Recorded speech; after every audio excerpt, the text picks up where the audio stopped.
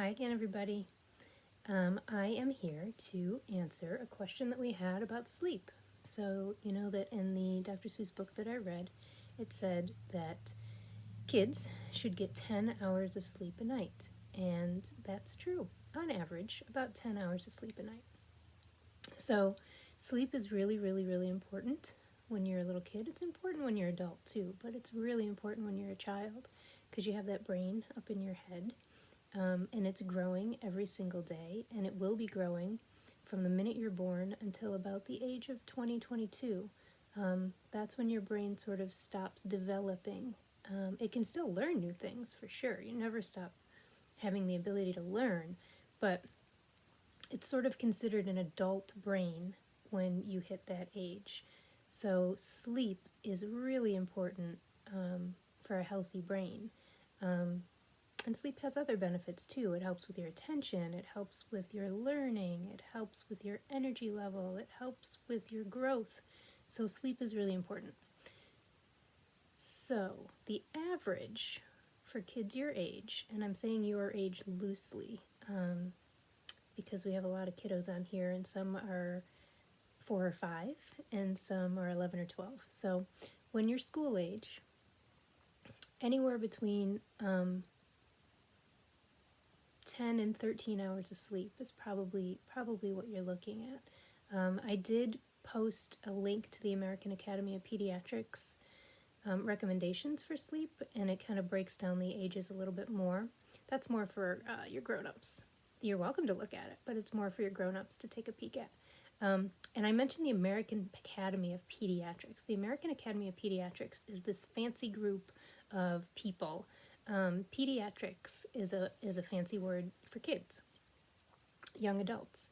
So it's a group of people, doctors, pediatricians, and scientists, and they get together and they do all sorts of tests and studies to figure out what works best for kids. And they did a bunch of these studies, and that's how they came up with that number. So even when we're out of a routine, which a lot of us are now, it's super, excuse me, it's super important for you to try to maintain your sleep. Is that easy? No, it's not even easy for me. I think I've been to bed the same time of the night maybe twice in a row since all this started. So once we kind of get into our new routines, if you can go to bed around the same time every night and wake up around the same time every morning, that's even better for our bodies and our minds. So what I might do is just list off some things that you can do before bed to help you sleep a little bit better. Some of the recommendations from places like the American Academy of Pediatrics, those fancy people that do tests, recommend that you not be online about an hour before you go to sleep. There's a certain kind of light in electronics that they think kind of can affect some of the way the body calms down and gets ready for sleep. And I know that's hard because some people fall asleep with the television, or they might even watch this video before they fall asleep. But if it's possible, try not to get on electronics before you go to bed. A really good thing that you can do is have another routine. We're all about these routines. I can tell you mine. I'll share Nurse Gina's bedtime routine normally. So about 30-45 minutes before I'm ready to either go to bed or actually go to sleep, I will go in and I wash my face and I brush my teeth, and then I say goodnight. I might chat a little bit with my husband and say goodnight, and then I go in and I try to read. Sometimes I'll read for 10 minutes and then I'm like, oh my goodness, I'm so tired, and I just go to sleep. Sometimes if it's a really good book, I might read for an hour and then I say, oh man, I shouldn't have read so long.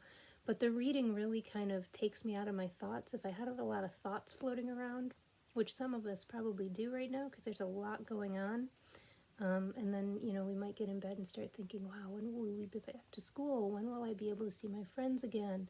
This online learning is really weird and I don't get it, which is all fine. That's fine. It's going to be okay. It totally will be okay. If you kind of lay in bed and you have a really good book that you love, and you can just either look at the pictures or read the words, it kind of takes your brain away from all those thoughts, and you can just get involved in your imagination and get tired, because reading kind of tires our eyes out, and at nighttime it does it even more so. So that's a good thing to do. Sometimes, if I don't have a good book that I want to read, I'll lay in bed and I'll place a hand on my heart and another hand on my belly, and I'll just take quiet breaths and just kind of listen to my breaths go in and out. And sometimes I count them. Like if I'm really having a hard time quieting my mind, I'll count my breaths. So that's another thing you can do. Or journal. You can keep a little notebook or a diary next to your bed, and sometimes I'll journal for a while, and all those thoughts that are in my brain, I just write them all down, and then I say, okay, I can let those go. If I really, really, really need to think about them anymore, I can go back to my journal and see if that needs some more thought. So just some ideas. I do have another Dr. Seuss book, funny enough, that is called The Sleep Book, which I will read. I'm not going to read it right now because this will be a long video. It's kind of a long book, but maybe I'll put it up in the next few days, and that can be a book that you listen to either just before you go in your bedroom, or if you want, you can just kind of have the audio playing and not pay attention to the video. But yeah, that was a really good question, kiddo. So hopefully you're all resting well and you're balancing it out with some activity. It's kind of a crummy day out today, so maybe another day I'll do an inside exercise video. We'll see. But hopefully you're all well, and we'll talk to you again soon. Bye.